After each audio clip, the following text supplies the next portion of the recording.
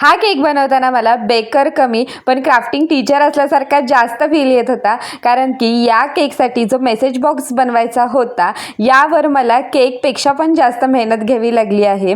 पण या केकचा तुम्ही फायनल लुक बघाल ना, मी तर पूर्ण फिदाच झाले होते या केकवर। सध्या हा केक इतका ट्रेंडिंगला आहे ना, म्हणजे हा मी एक केक पहिल्यांदाच बनवला, त्याच्यानंतर मला अशाच 2 केकची ऑर्डर आली होती। तर हा मेसेज बॉक्स बनवण्यासाठी पहिले कपल 2 वेगवेगळ्या भागांमध्ये कट करून घ्यायचे। त्याच्यानंतर इथे मी 10 सेंटीमीटर आणि 2.5 सेंटीमीटर असं पट्टीने माप घेतलं आणि 2 स्ट्रिप्स काढून घेतल्या।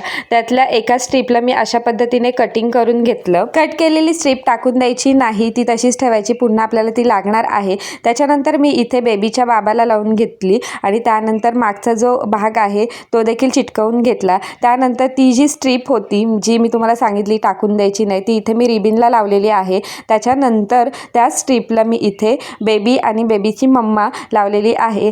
रिबिन लावलेली स्ट्रिप बॉक्सच्या आतल्या साईडने ॲडजस्ट करायची आणि त्यानंतर आतल्या बाजूला मेसेज लिहायला घ्यायचा।